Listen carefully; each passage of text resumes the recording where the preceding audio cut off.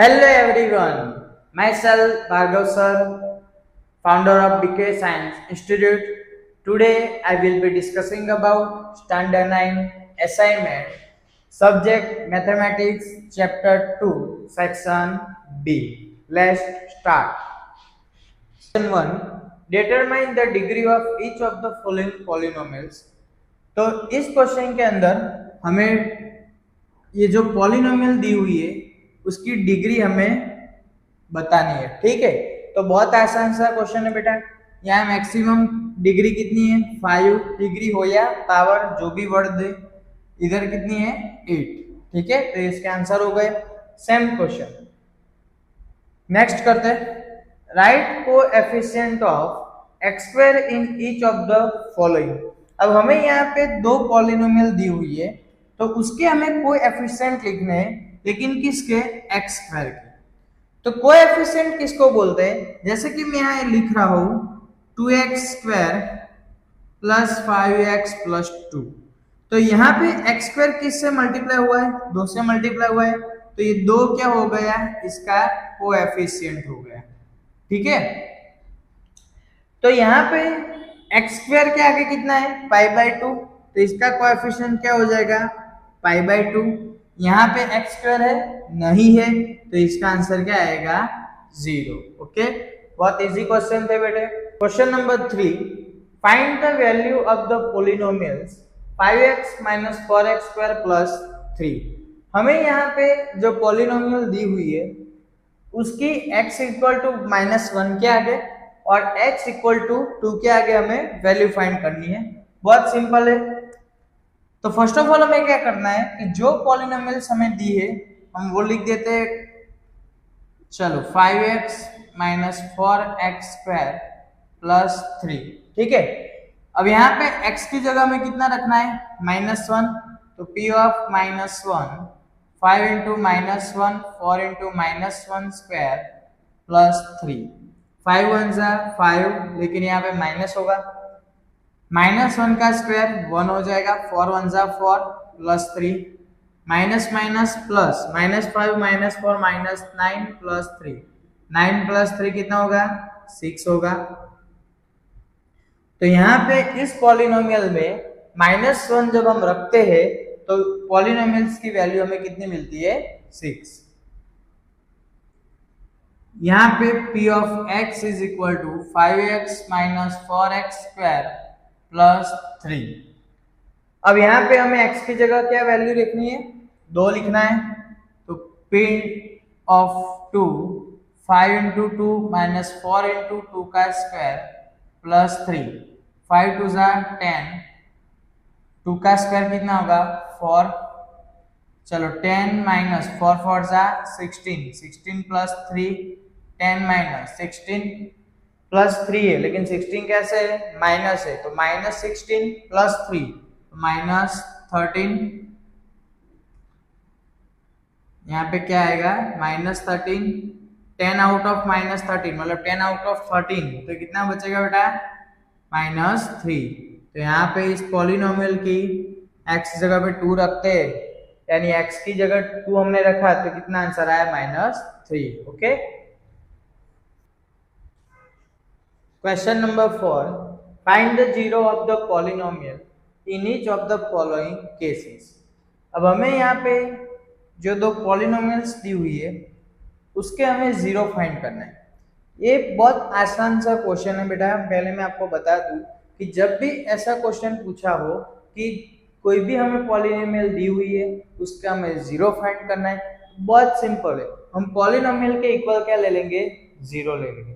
ठीक है, बहुत सिंपल है।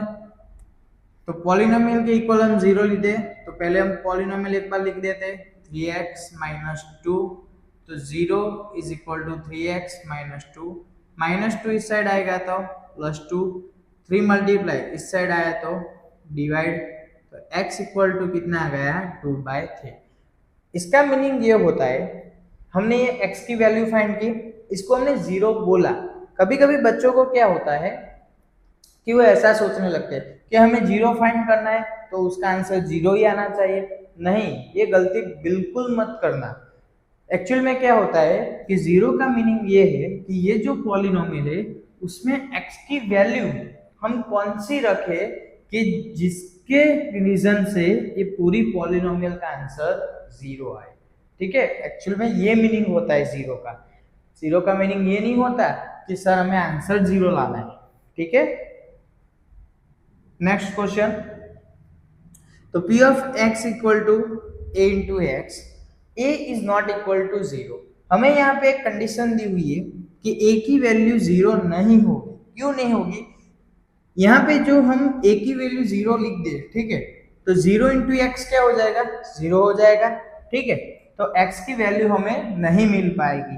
तो बहुत सिंपल क्वेश्चन है, p of x is equal to ax, polynomial के इक्वल जीरो ले लिया, a मल्टीप्लाई इस साइड आए तो डिवाइड में, तो x का आंसर क्या आ गया? Zero.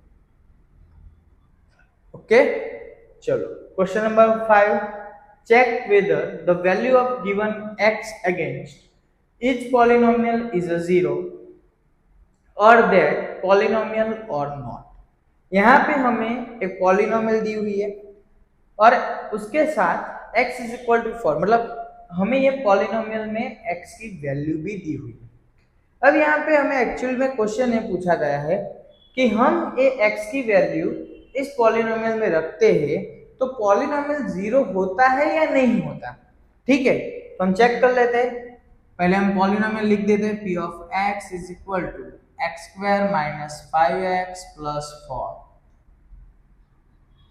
p of 4 is equal to 4 का स्क्वायर 5 इंटू 4 प्लस 4, 4 का स्क्वायर 16, 5 4 जा 20 प्लस 4, तो 16 माइनस 16 इज इक्वल टू 0।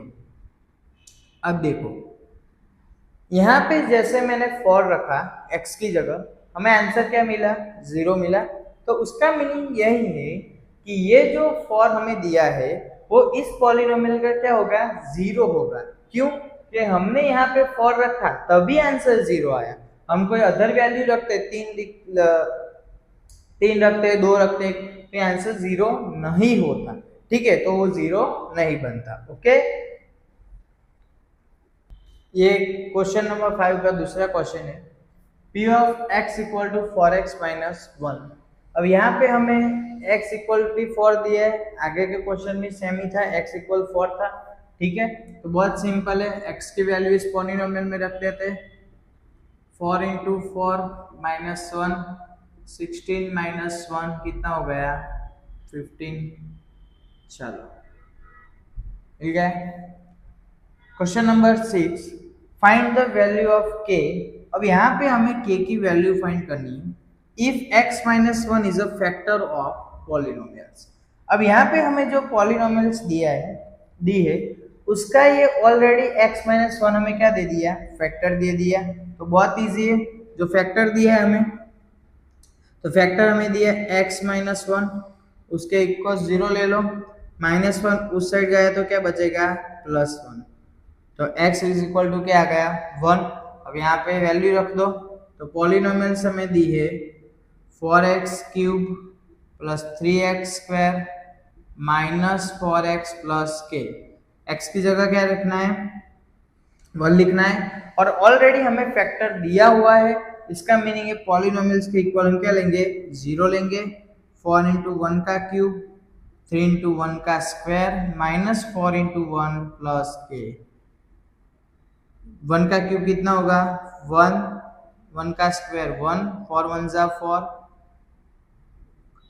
4 1 जा 4, 3 1 जा 3 minus 4 plus k, plus minus cut, minus 3 side आया तो k is equal to -3।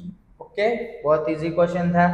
Same question यहाँ पे question number 7, if x minus 4 is a factor of x cube minus 5x square minus px plus 24, तो find the value of p। यहाँ पे हमने k find किया, यहाँ पे हम p फाइंड करेंगे। बहुत सिंपल है, तो पहले जो फैक्टर दिया है उसके इक्वल 0 ले लो, तो ये -4 उस साइड गया तो क्या बचा? क्या हो गया? +4।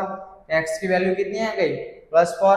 ऑलरेडी हमें फैक्टर दिया है x माइनस 4, तो polynomials p of x equal to x cube minus 5x square minus p x plus 24, इसके इक्वल 0 ले लो, x का क्यूब मतलब 4 का क्यूब माइनस 5 इंटू 4 का स्क्वायर p इंटू 4 प्लस 24, 4 का क्यूब कितना होगा 64, 4 का square 16, 4p plus 24,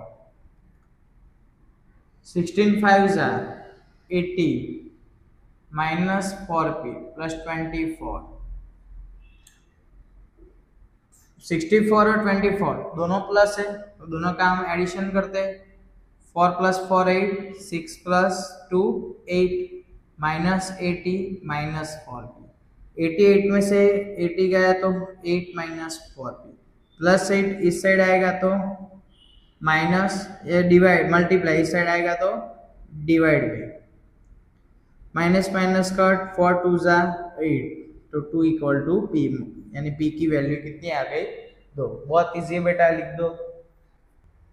question number 8, without actually calculating the cube find the value of the following. अब यहाँ पे हमें 3 वैल्यू दी हुई है, तीनों का हमें क्यूब दिया हुआ है और हमें इनका कैलकुलेशन नहीं करना है, मतलब आपस में उसका मल्टीप्लाई नहीं करना है। काफी सारे बच्चे ऐसा करते हैं कि 28 का क्यूब दिया तो 28 मल्टीप्लाई बाय 28 मल्टीप्लाई बाय 28 ऐसा करके आंसर लिख देते। नहीं, यहाँ पे आइडेंटिफाई करना है, आइडेंटिटी यूज करना है।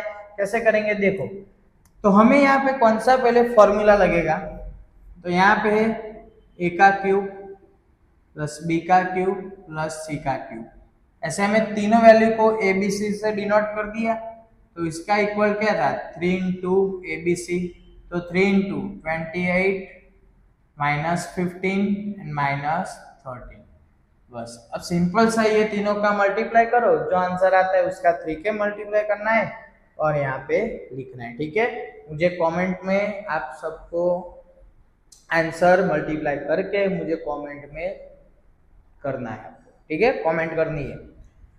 Find the value of 8.2 multiply 7.8 using proper identity.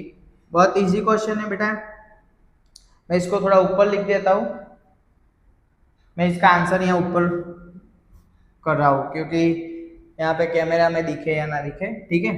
Find the value, तो बहुत इजी क्वेश्चन है।